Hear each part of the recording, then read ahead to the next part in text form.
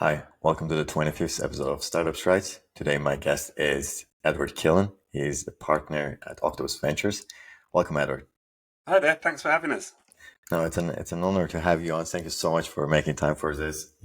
I've prepared some questions. I'm really excited to talk about them, obviously, and your niche B2B area. But before I delve into questions, I always like to start the beginning with your background, and I would like to know more about you in your own words, whether it's your professional, your educational background, anything you would like to take as much time as you want. Okay, yeah, I'm quite old though, so that'd take quite a long time to do everything.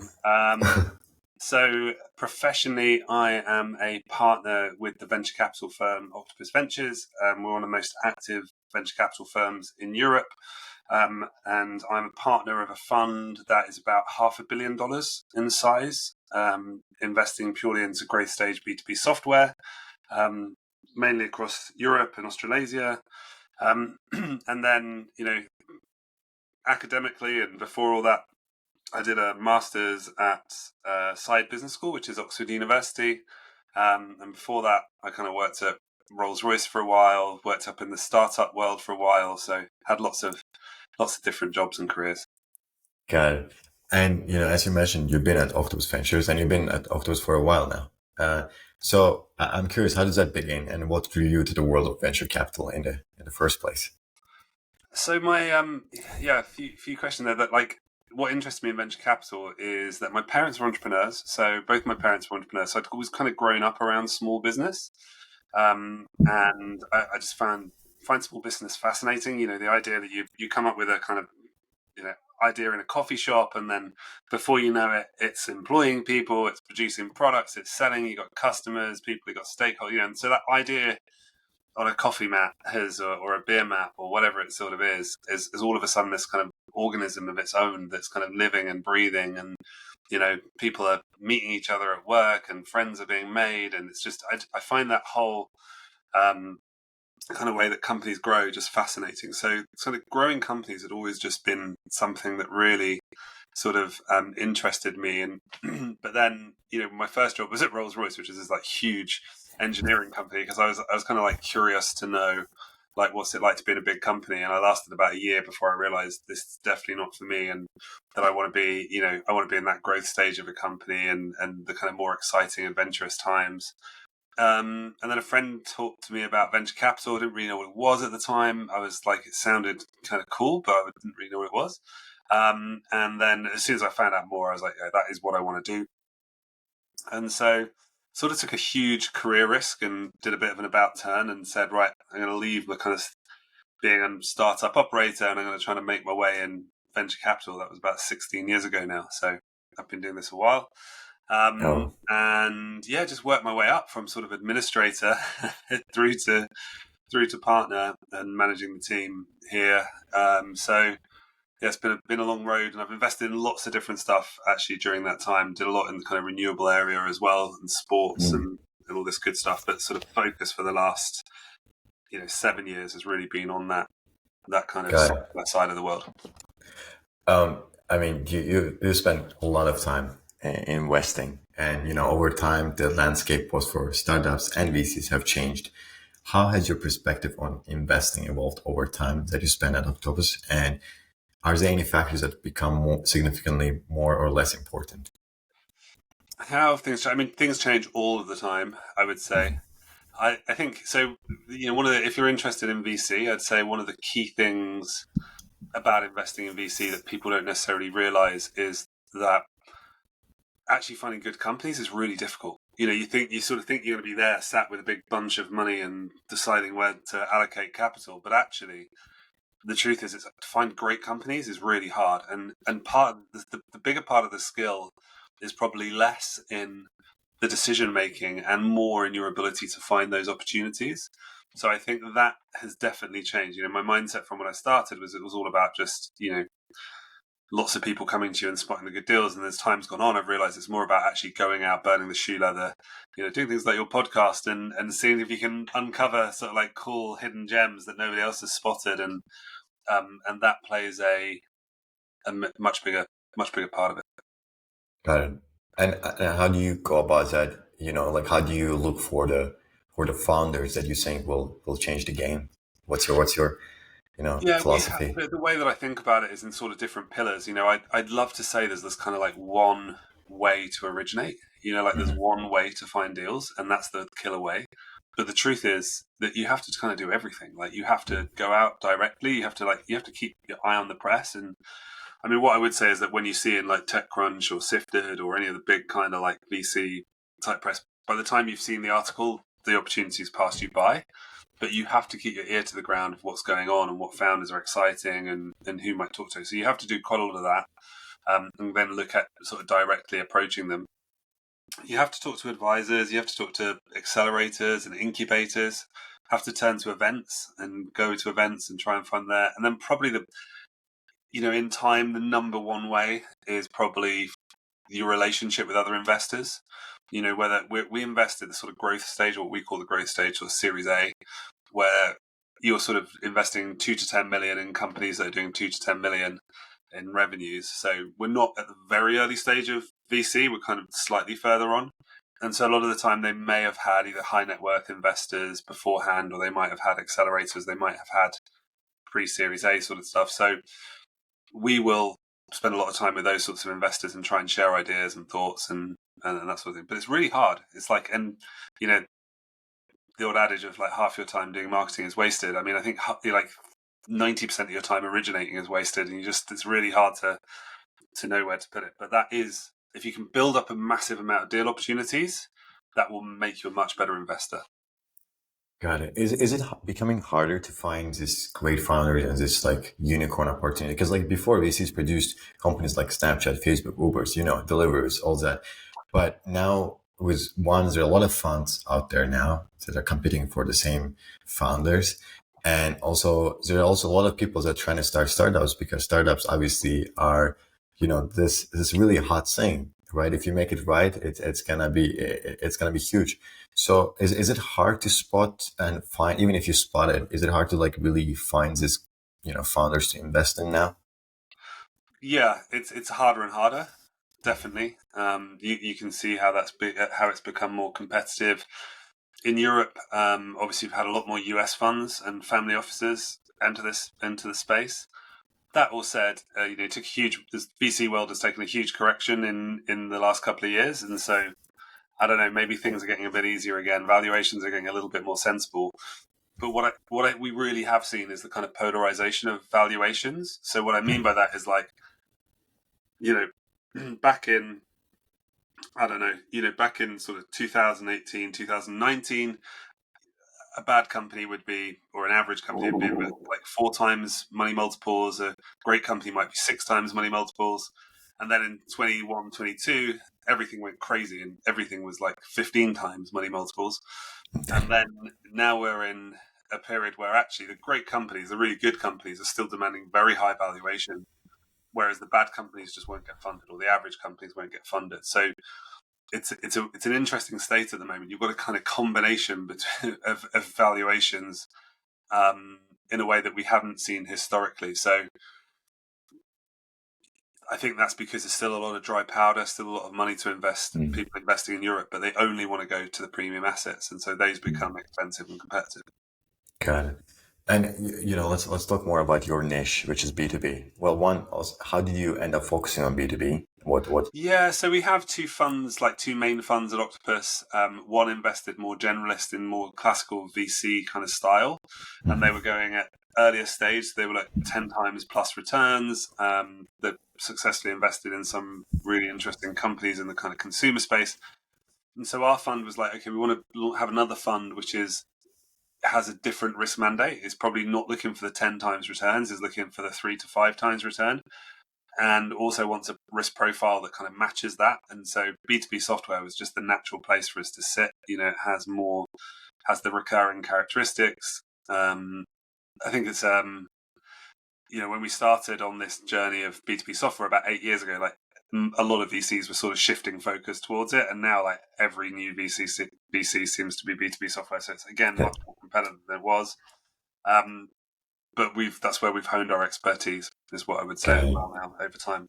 A lot of us in the team, the original team, had been more like kind of lower mid-market private equity type people. So we were kind of more comfortable in the numbers. And the great thing about software companies is there's lots of great data to crunch and look at and find patterns through. You still do early stage B2B investments? And well, I mean, it depends what you call early stage, but the earliest stage we'd do is probably about $2 million worth of revenue. Got it. Unless if it's smaller than $2 million, probably not. Got it. Not And how from do my you go? Got it. And how do you go about like evaluating early stage B2B? I mean, B2B companies, especially in terms of like a product market fit and go to market strategy. Actually, before even you answer that, can you, for our viewers, can you define what product market fit is when it comes to B2B? Yeah, and there's a really good blog on it. So I've actually I've written quite a lot of blogs on product market fit, which I I know you've had a look at, and in particular around losing product market fit. But kind of I start off by defining what product market fit actually is, and yeah, so I think there is kind of like two clear elements to product market fit. I'm going to plagiarize a Bessemer article to explain this and then add a bit to it. But yeah, the two key elements of product market fit are the vision. So like, do you have a clear vision of what your company is doing? If you're just selling whatever you're selling, then you're not really product market fit. You don't really have a product. You're more like a consultant who is just kind of working ad hocly. So, you need a vision of like what this company and what this product is going to do. If you only have a vision, you're sort of like, you might be flying cars or Google glasses or, things that have a lot of noise but don't necessarily have a lot of application. But the metaverse, in that sense, I mean, it has some product market fit, but it's not really had the product market fit it thought. So you have the vision, so something really cool, then something that really kind of stands out. But you can't have product market fit unless you also have customer traction. So you have to have both the vision and customer traction. People have to be buying the thing that you're trying to sell, and then not just buying it in a way that works for them. So not buying 8 different versions of it, but buying your product specifically to answer their problems without having to adapt it and change it. So what happens a lot of the time with early stage companies is they start a product, it looks like one thing, and then customers start to buy it and then they start to drag it in different directions. And before long, it becomes a consulting company because actually, yes, it has customer traction, but it's lost its vision. So think about it of an axis like that. And then in terms of venture capital product market fit, I would say there's a sort of third element, which is scalability. So you might have a product which is both clear vision, customer traction, but if it's in a small niche, if it's like my wife's a private chef, she definitely has a clear vision of what her beautiful sort of dining experiences are like. She has customer traction, she sells out continuously, but it's not scalable. So it doesn't have that third pillar of scalability. So as a VC, that's what I'm looking for. Do you have a vision? Do you have customer traction? And is your idea scalable? Can we build this big? Can we make it repeatable? And actually, that third element, if you don't have that scalability, it doesn't make it a bad business. Just makes it one that's probably not VC backable. Got it. And how do you determine which companies are scalable besides like being in a specific niche, right? Do you look for certain qualities in a founder to make sure that they have like the resilience to grow and scale the company through the challenges? Because like scaling is also pretty hard once you start the startup, right? Yeah, I mean, startups are very hard generally, and you need a lot of resilience and a lot of walking through walls. I'm always asked this question often, and it's a really difficult one to answer, I think, because I don't like the idea of me judging other people, especially not in sort of like 1 or 2 meetings, or 3 or 4 meetings. It's just like this. Every VC puts on their website, we are founder friendly, founder first, yada, yada. And I'm like, we've got no differentiation between us all. And also, are we saying that we're the best people to judge other people? I don't know. That feels a bit wrong. So I keep it really simple with founders in terms of what I think I'm looking for. Can they articulate the solution to the problem that they're addressing? So lots of people can talk about the problem, and you get lots of founders spend a lot of time on a problem that they're really passionate about, but their solution is not as exciting as the problem that they're trying to solve for. So, it's like, do I really believe that they think they've found something that people want to buy and they can then articulate that in a way that I understand? Because if I don't understand it and they can't articulate it to me, then chances are they're not going to be able to simplify it to articulate it to customers, and other people. So that becomes really important. And I've made my worst investment mistakes where the founder seemed really clever, but I didn't understand what they did. That's, you can really get yourself in a pickle there. And then I also think, would this person inspire me to work for them? Ultimately, and that doesn't mean to say you have to have this kind of like super Hollywood entrepreneurial type person, but you want somebody you think, yeah, I'd work for them. I'd run through walls for them, because if they're not inspirational, if you don't think they can lead people to motivate them, then chances are they're just not going to be able to build a team, no matter how good their idea is. So it's really those two things. Can they articulate what they're doing? Would they motivate me? I think, outside of that, are they a nice person? Is it somebody I want to work with for the next 5 years? Life's too short to work with people you don't like. But I'm not really into the whole psychometric testing and the whole, like second time founder, third time founder. Obviously that's good, but if you've got that experience, but you'd miss out on a lot of deals if you were only going to back, Mark Zuckerberg once he'd built Facebook. It's like, so like, how do you go, like you mentioned something about, like, if you don't understand it, you're not willing to invest in it, right? So, and it's very important for founders because they need to be good storytellers. So how would you advise, like, what would you advise to founders when it comes to, designing their pitch deck? Should they keep it simple and engaging enough where, like, then you're interested and then you can ask questions, or like, how should they go about it? do you know the average time somebody's VC spends on a slide in a pitch deck? Like, have a guess. Of like 2 minutes, 11 seconds. So 11 seconds. the average time a VC will spend on each slide in your pitch deck is about 11 seconds. So if you're trying to tell a story through a pitch deck, you don't have much time to tell it. And 45-page pitch decks with tons of writing on are just going to be ignored. There's nothing worse than that. It's like, and the other thing that people often do wrong is like, hey, we're a climate tech solution for the issues around climate change, and then they spend 8 pages talking about how awful climate change is, and you're like, like, I know how bad climate change is. They need to tell me that. Like, don't worry about it. Yeah. We have a page saying, nobody is talking about mental health. It's like, mental health is really important, but let's be clear, everybody is talking about mental health. Like, there are so many startups in the mental health, which is great. It's a good thing, but like, let's not try to double down on the macro problem here. Let's talk about, like, okay, this is the problem that, I don't know, whatever it might be, mental health clinicians are struggling with, and this is how our solution addresses that. So keep it really simple: problem, solution.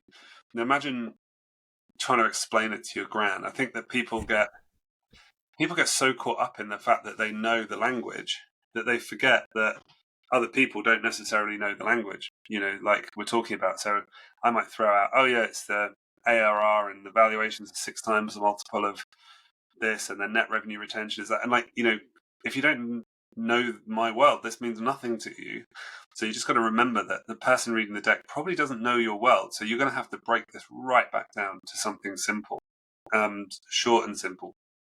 And that's quite a skill. It's much harder to do that in some ways. So yeah, I'd say remember that VCs are going to spend very little time on your deck, and therefore you're going to have to get those punchy bit messages out quickly.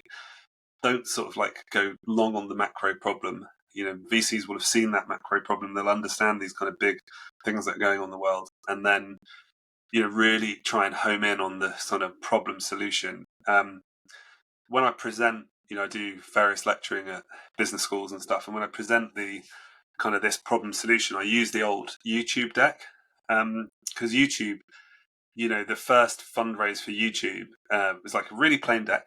It's no big imagery on it. There's no big pictures. This is YouTube. I mean, like, of all the companies that could have lots of images on their deck, there's probably in a world where actually you couldn't send decks with images on because no one had the bandwidth to send it. But they have such a great slide on problem solution. It's like 4 bullet points.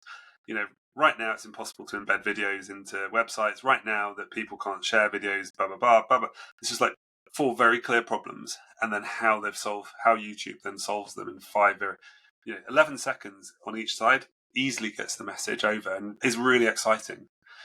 The the simpler, I mean, like if you think about it, the simpler the solution, the problem and the solution are made, the more, the more it feels scalable, the more it feels like, you've figured out the key. The more complicated you make it, the more it feels difficult, and the more it feels like it'll be a lot of friction in actually implementing this solution. So, Got it. I just, sorry, what? So you can't be simple enough.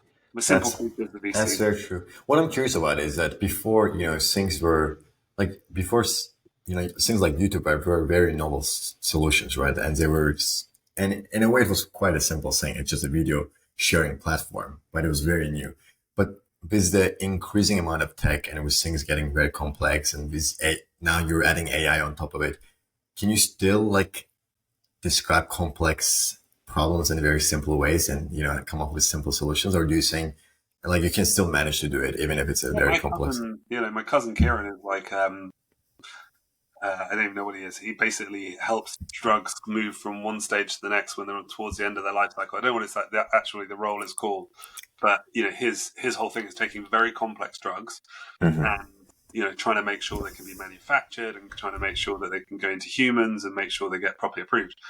You know what? If you had a conversation with him, he can simplify what he's doing. Hmm. I remember he was doing, like, for example, he had a problem with like one drug where the solution was cloudy and it needed to be clear. Like, you know, clearly it was way more complicated than this.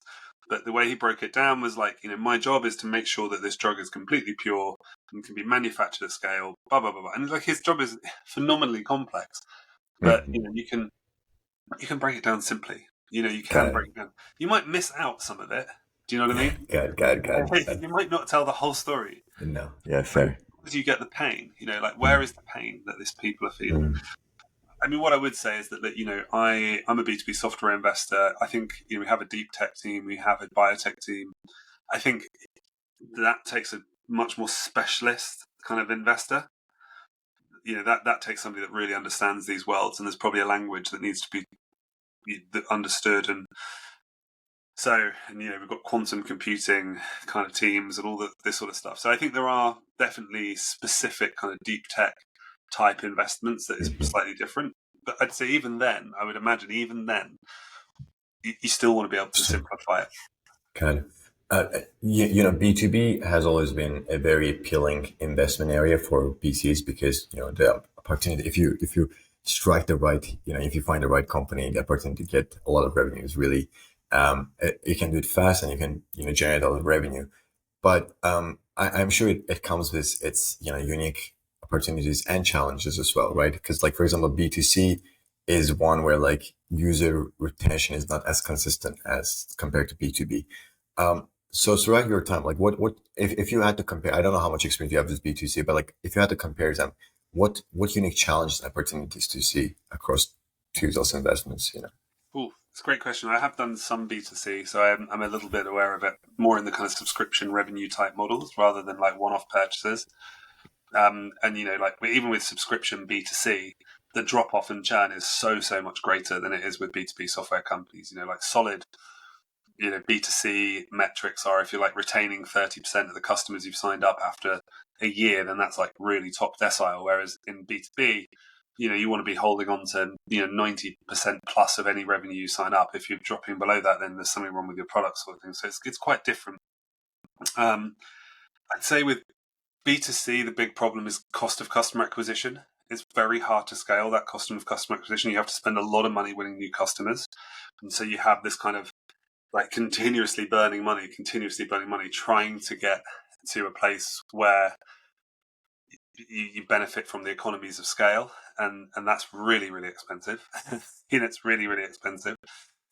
It takes some, think about the amount of money Uber burn in order to get to the scale that Uber is. It's all right now. It doesn't need to do the advertising it used to, but in order to get that market position and that scale, it had to burn shed loads of money. It's very, very expensive.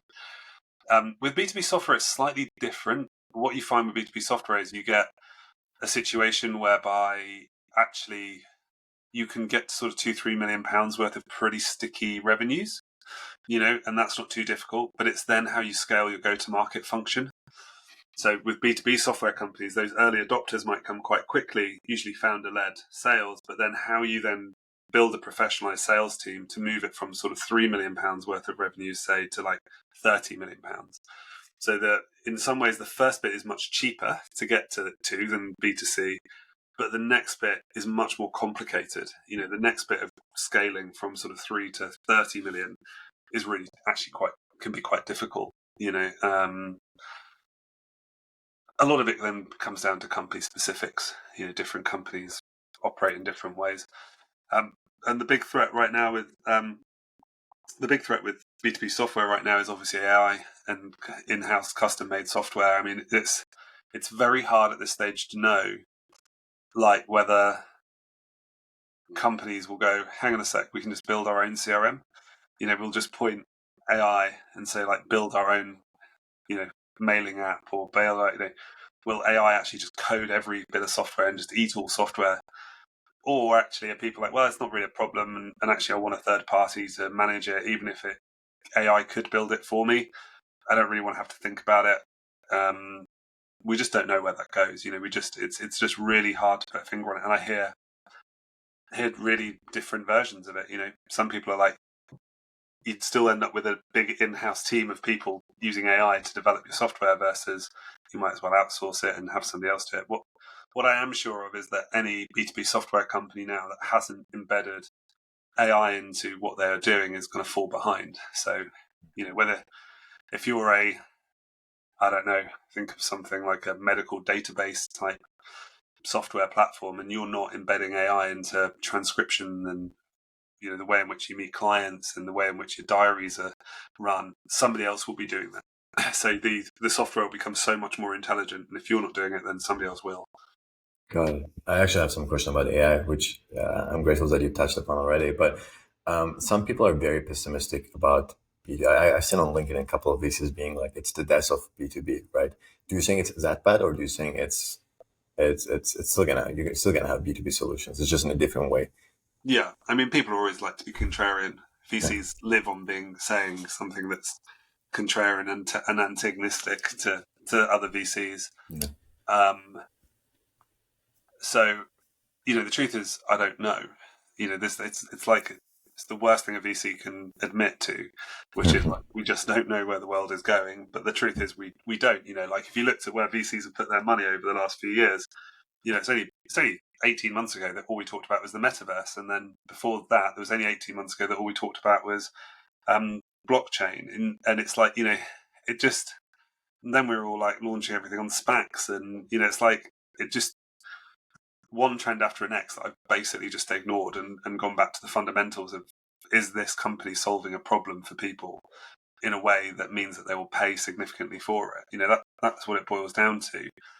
What I would say is, I do feel like AI is different. Like, I do feel like AI is not metaverse, it's not blockchain, it's not crypto, it's not a fad in the same way.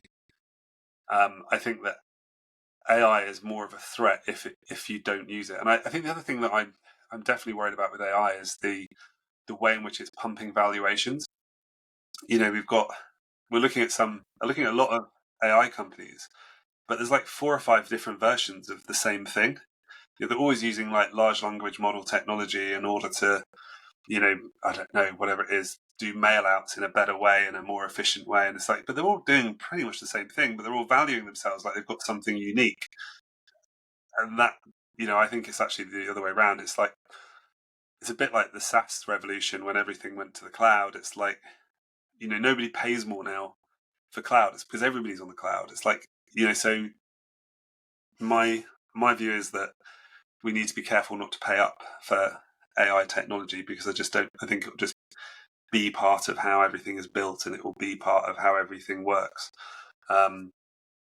If you take our own, so Octopus owns an energy company called Octopus Energy, one of the fastest growing companies in the UK, and its Kraken platform now, like the way in which it does customer service, it answers, more than half the emails using AI and gets better results from that.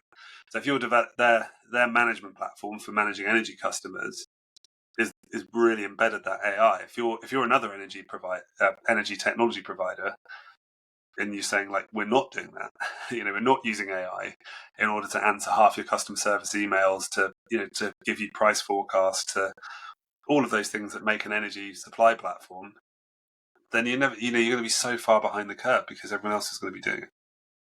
Right. Uh, it's really interesting you mentioned that because hype cycles exist, right? It's AI. It was climate tech during like once the pandemic hit and after post pandemic in biotech, it was mRNA like related therapeutics or vaccines or etc. So both VCs kind of jump on the hype cycle, but also the entrepreneurs jump on the hype cycle because there's a fear of missing out. There's also, there's some opportunistic founders who are like, okay, it's easy. I honestly, sometimes I feel like just founders are adding AI next to their company's name just to raise more funding. Um, and how do you kind of like stay balanced and kind of like put yourself outside of that hype bubble and just like evaluate more objectively?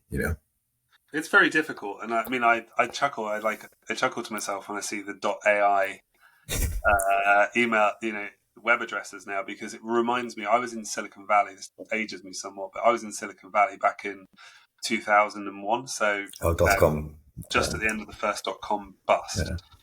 And then in there, it was like if you put web or net, in your Yeah. name. I mean, there wasn't the proliferation of websites in the same way there is now. There's like, but if you had web or net in your name, you were instantly valued more. So you'd have like all these companies that were nothing to do with the internet that would just stick a net at the end of what they were doing, and all of a sudden they'd be worth loads. So I'm in some ways actually, for me, when I see .ai at the end, I'm always a bit like, oh.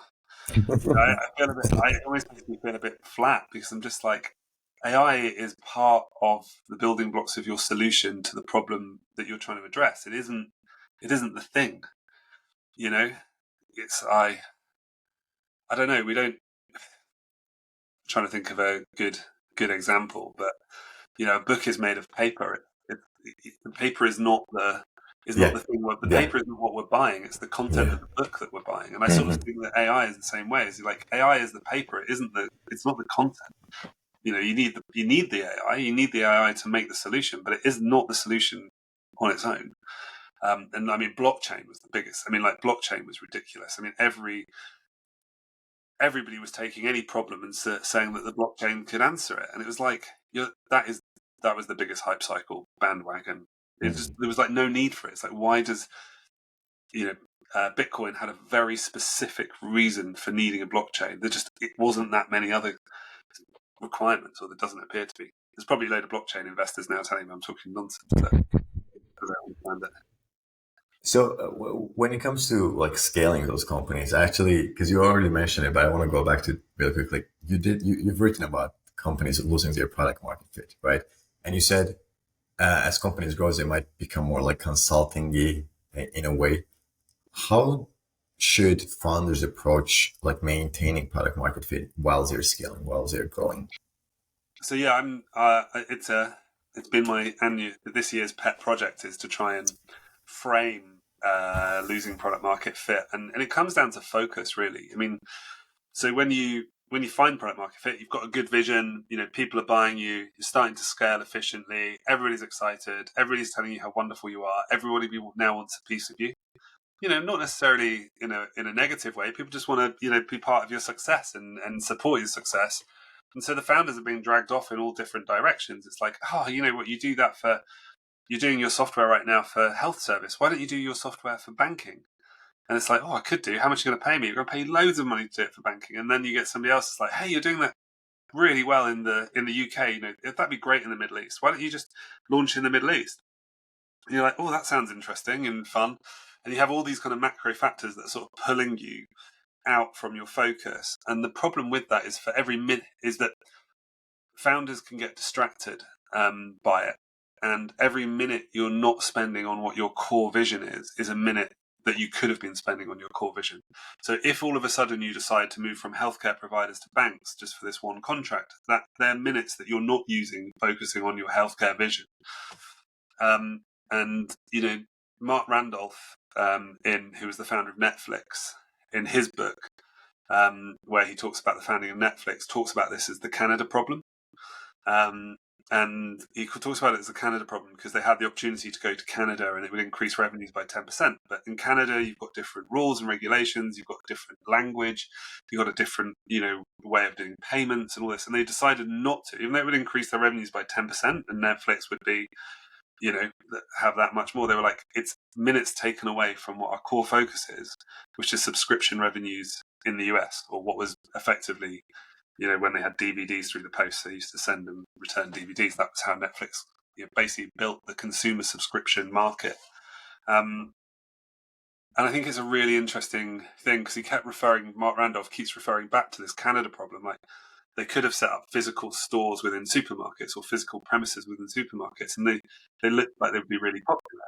But it was like, no, because then we'd need manufacturing, and then we'd need store managers, and it would take minutes away from our core proposition. And so throughout the book, he referred back to this whenever there was an opportunity to distract them. And I think that's really hard to do. It's hard to stay disciplined. And if you are going to take opportunities, it's not to say be blinkered and don't understand the opportunities around you. I mean, likewise, Netflix started off by doing rentals of DVDs through the post in one way, and then they changed to the have 5 DVDs and pay a monthly subscription and blah, blah, blah. So they changed their business model. So it's not saying don't, but once you find that product market fit, you have to double down on what has got you to where you are, not be distracted away from it. Interesting. And how you should approach balancing growth versus profitability? Because you mentioned Uber. I mean, Uber is a very clear example. It wasn't profitable for very many years because of how much money they were spending on, whether growing, essentially gaining the market share, right? So how should really entrepreneurs keep this balance of growth versus profitability in mind? Yeah, I think the whole blitz scaling mantra, which was popular a few years back, and for all of the Ubers in the world, there is a lot of companies that have blown up. It's a way of building businesses. It's not the way that I would want to invest or build businesses. Like, do I wish I'd invested in Uber? Then, obviously everyone does. But I mean, that all said, if you read, I don't know if you've read Super Pumped, which is the Uber. So you got to read Super Pumped, a fantastic book, boardroom dynamics and VC. It's just amazing. That is not being with Travis. The CEO of Uber is not a journey that I would have wanted to have been on. And loads of mistakes were made. Culturally, it was horrific. So I think we just have. There's always that danger, isn't there, of the exception becoming everyone's playbook, and I'm not sure that that's the right way. You can build from strong foundations, and I'd prefer to build my companies up from strong foundations rather than just shed loads of money and hope for the best. I'm not that keen. But if you're that sort of investor and that's what you're trying to do, then okay. Got it. And software as a service has been kind of like a go-to business model too for B2B software companies. Do you see this continuing, or do you think new business models might emerge? Yeah, it's a great question. I do see it continuing.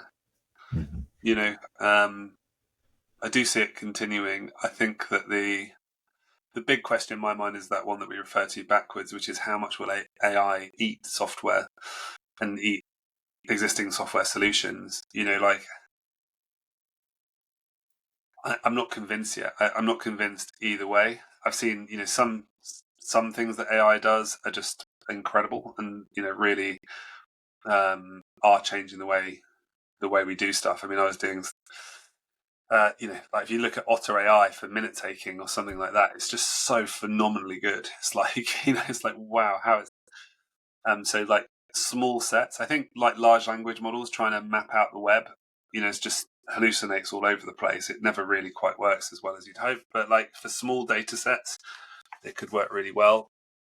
And then what business model sits on top of that? I would imagine you'll still end up with a similar subscription type business model. I think people are used to that in everyday life. I mean, literally everything from flowers to, the way in which we purchase television has become ongoing subscription revenues, hasn't it? So I don't know whether that business model changes with AI. It's going to be an interesting next 2 years. I know that. Like I've never gone into sort of a 24-month period going, I wonder what the hell's going to, like, I wonder where we It's gonna sit. happen. I Yeah. wonder where we sit in 24 months, because like for me, the way in which I use AI on a sort of daily basis, whether that be, checking work, doing research, is just completely different to where I was 12 months ago. Where am I going to be in 24 months? And I think what we are looking at all the time. So whenever we're investing in something now, is we're asking ourselves, does AI eat this? Mhm. Is this a company that is just going to be absolutely zapped by having a large language model sat on top of a small data set that it can just pull out itself or whatever? And also with AI companies as well, like, okay, well, what's the proprietary thing here? Like, what is the special sauce here? Because if it is just taking other people's AI infrastructure and layering it into some sort of translation service, anyone can do that. It's like it's not unique in the same way. Well, uh, I guess let me ask a bit of a different question. What kind of applications of AI really get you excited, especially maybe it comes to B2B or in general, really? I don't think we've yet truly seen the efficiency that AI brings in the Mm. way like, I don't think anyone's lost their job yet, particularly due to AI. That's the real test, isn't it? If you look at the Industrial Revolution or the mechanical revolutions with like farming or agricultural revolutions when tractors came and all of a sudden nobody needed to plough the fields, or when the Industrial Revolution came and all of a sudden you don't need people kind of with the hand skills to because you've got manufacturing lines. We haven't yet seen where the efficiency is, I don't think, with AI. It's more of a productivity tool in terms of like if I'm in a call center, oh brilliant, my AI bot can go out and get the information I need really quickly and I can give the person on the end of the phone a real good answer. But like most call centers are terrible. Most call centers you're on hold for like 20 minutes. I don't know if like in the US, but certainly in Europe, like, if you call somebody up, you're on hold for 20 minutes. And now maybe through AI, I get answered really quickly. So that's good. Like when I go to the doctor's surgery and I had a appointment with the doctor and I'm like, their AI transcription service sends me an entire report about what's going on with a medical condition. Don't worry, I'm not dying or anything. And like I'm like, clearly this has been written by AI, but it's really cool. Like it's pulled everything that I need to, and I'm like, that's a product, but it's not replacing the doctor yet. You know what I mean? No one's been replaced because of that. It's made the doctor more productive. It's made their job easier. It's taken away boring work. So it will be interesting what happens when when the first call center fires 100, fires 70% of their staff because they're like, look, the AI does it now. And that would be, Mm. I don't know whether have you seen anything? I mean, like, have you seen any sort of applications of AI which have actually led to kind of job losses Yeah. versus efficiencies? No, really, there was a story of this AI thing. I forget the name of the company about how it's going to replace the software engineers, and it just ended up not really being that good enough, to replace software engineers. I mean, you can code, but you still need an engineer to kind of like really be there. So no, I actually very good point. I haven't really seen that kind of like a major shift in employment when it comes to AI, but there's such a rapid development, as you said, in 2 years. Might be the case. You never Yeah, know, right? yeah. I mean, my gut feel is that it makes people more productive. Hmm. you know, and so I like AI solutions where I think, wow, this is really transforming the customer experience. Like, is this making the experience for the customer that much better than what they had? Um, and I think that's probably what excites me, those sorts of products. Like, for example, we looked at a call center software whereby the AI goes in and takes like 5 or 6, maybe more, like 20 different systems that are held together with string because that's the way. And normally you'd have RPA or whatever, this sort of robots kind of going through, but using that combined with AI, it means that actually the call center operator only needs one system because the AI does all that heavy lifting of where to click and where to point and where to get the information from. So, things like that. What's that doing? It's reducing the wait time in call centers. Mm-hmm. I think the first jobs that probably go are less likely to be kind of head office and more likely to be, outsourcing of code development and Yeah. that sort of thing, I think. But I think it's so early to tell. And I don't know if anyone really knows. If anyone does, then hit me on LinkedIn, tell me wherever it's going to go. But I haven't seen any kind of clear evidence exactly what happens next. I'm really excited to see more and more applications of AI in healthcare, because healthcare systems all around the world really struggle with the number of patients, the number of patient data available, and really managing it efficiently and effectively. Do you feel the same way, or? Oh, I think so, and I think that I think there's a bigger driver with healthcare as well, which is the necessity. Necessity. The world, in the Western world in particular, is getting older and living longer, and the current way of doing things is not going to work. I mean, in the US, I don't know because I don't know the way, but the UK health service right now is absolutely at breaking point. We have many more, and nobody wants to talk about it. We've got a lot more old people, not many young people. What happens when you have more old people and not enough young people? People get sicker quicker, especially around primary healthcare. We're just not efficient enough, not getting to enough people quick enough. DeepMind, I mean, DeepMind that was bought by Google, that was looking at pictures of cancer diagrams 14, and stuff, yeah. 10 years ago, that doesn't seem to have built the efficiencies that people thought it would do. So maybe this next wave of AI does. I don't know, but I know one thing is that the problem is certainly there, which is we need to treat an awful lot more people in a more efficient way than we are currently doing, because it's just clearly not working and not scalable at the way at the moment. Got it. Got it. It's been so informative. Actually, I think I'm gonna watch this episode once more on my own, just to really absorb everything you said. Uh, we're coming towards the end of our episode. It's been really, really insightful, as I said. I just have more like VC related questions, because I've talked to some VCs and I've talked to some founders, and there's always this diverging viewpoints, right? And some VC say that you should be more like a low friction VC, where like you don't really micromanage or engage in the startups, kind of like you essentially leave it to the founders. They can come to you for advice, but you essentially leave it to the founder. And there are some more VCs that like to be more involved.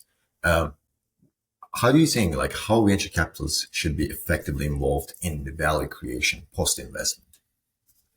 Yeah, there's the old stat, isn't it? That like 90% of VCs think that they offer more value than just the money they provide, and only 10% of companies believe the VC offered any more value than the money they provided.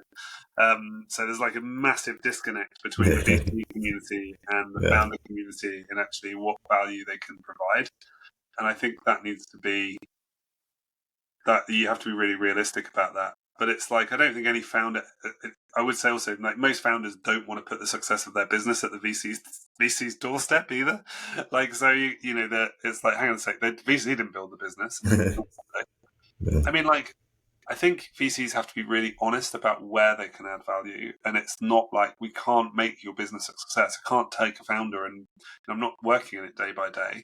So where can you really add value? Well, number one is in talent. I mean, finding and seeing the gaps within management teams and saying, look, you need a great CFO, you need a great CPO, and we're going to help you find it. We're going to tell you what that person looks like. We're going to push that forward. So that would be kind of number one. Number two, in the SaaS world, we've seen lots of SaaS businesses, so we know what good looks like. We know what the right stats are. It's amazing how a SaaS company can get to sort of £3-4 million worth of revenues and not necessarily know core SaaS KPIs and not know what they should be doing to drive their business. So we can put that out there. As I said, we invest in that inflection point where you move from founder-led to team-led sales, so we can help sort of build the go-to-market strategy with the companies for scalability. That can be more difficult depending on how the founder wants to lean in. And then it's, at board level, trying to help them make more strategic decisions around, is this the right thing? Is that the wrong thing to do? When's the right time to tackle the US market, for example, is a common one that we talk with our founders about. But ultimately, I think you have to be really clear that the business can only be run by the company, not by the VC. I mean, I would say that the final thing would be like we've seen lessons of the past. Like we've lived through 21's and 22's exuberance of just burning capital until you blow your business up. And we can try and say, look, if you're not hitting these KPIs, you shouldn't be burning so much money, and you should, all this good stuff.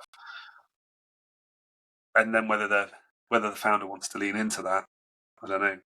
I mean, the other side of it as well. In my team, we probably do more than most VCs in terms of helping companies when they struggle. So, if a company's running out of money, it needs to resize, it needs to downsize, it needs to restructure itself. A lot of VCs will sort of just be like, "Well, good luck, see you later." Whereas we're kind of like, "No, we're going to try and help this company through that tricky period. We're going to spend a lot of time with it, and we're going to try and get some sort of outcome." Got it. Well, we're really at the end of our episode, so I'm gonna ask one more question, Mr. Keelan. There are a lot of people, especially VC is an incredible job if you do it right and if you do it at a high level, right? You get to meet so many amazing founders, you get to see so much innovation, and there are a lot of people who want to, a lot of young people who want to work in VC eventually, move to VC. You've been in VC for such a long time and you've witnessed the landscape change and still changing to this day. What advice would you give to aspiring investors, looking to specialize and to get into VC and perhaps even specialize in B2B? Tenacity and perseverance is what I would say first. Like, it's hard. We put a job application out, we'll get 1,000 people applying in a week. So lots of people want to work in this industry. That's just the truth of it. And so it's super competitive, and having that resilience and keeping fighting for it. I'd say that VC is not homogenous. So know what part of VC you want to be in. Like if you want to be in my B2B software team, then you've got to have a strong ability in numbers. So there's no point coming to us and being like, if you can't financial model and you don't know what the core SaaS KPIs are and you don't know how to, because we're that stage. Whereas if you're like, actually, I want to go into biotech or I want to go into deep tech, then you probably need a sector specialism. You need to be known for something and need to be an expert in it. What's unique about you that VC is going to really go, wow, I need that person to tell me what to invest into. Like if I was an early stage AI investor right now, I'd be looking for who is the predominant sort of students in this field that can tell me something that I don't know. And then also that have shown a passion for business. So, whether they've tried their own companies, worked with their own companies, worked with startups, what is it that means that you're going to stand out above everybody else? For me, I effectively invested any money that I had into early stage companies, probably, without having huge amounts of money, just because I wanted to kind of learn and see how it worked and show willing and dedication to be into the field. So that's what I'd say. I mean, on the negative side of the job, I'd just be aware that like the nature of VC is that you're investing into very early stage companies. So most of them will go wrong. The majority of them will go wrong. So you will spend a lot of time having invested, then dealing with companies that are not working in the way that they were meant to have worked. And I think that although there's generally a huge amount of positivity of working with entrepreneurs, there's also the downside of like working with things that are, it's not always a particularly positive job, because you're, especially on the portfolio side, you're spending a disproportionate time trying to help companies rebuild themselves or work on that side of it. And you also got to get used to spending hundreds of hours working on potential deals that never happen. A great deal will be really competitive. There might be 3 VCs going after it, and you've still got to fly out to Spain to meet the founder, and you've still got to write the investment papers. And guess what? After you've done all that work, it might not happen. So I think for a lot of people, that's pretty soul destroying and different compared to like somebody who likes to build stuff with their hands or see results really quickly. It's a long game. It's a really long game. VC. It doesn't happen quickly. Hold periods are long. You invest in something and you don't know what the success of that is. Probably 5 years, really. That's a pretty good commitment to what you're doing. But then the flip side, as you say, it's an extremely privileged position to work with so many incredible entrepreneurs, and to every day is different. The variety is phenomenal in terms of seeing all these different entrepreneurs and different ways of working, and having the the pleasure of meeting these people. And when it goes right, and when you get really some good success stories, then it's an absolute buzz. Good. Mr. Keelan, it's been wonderful talking to you. Thank you so much. It's been very No worries. Thanks insightful. for inviting me. I hope it was what you wanted. No, And no, definitely. This is my genuine pleasure and my honor to have you on. Well, this is the end of our episode.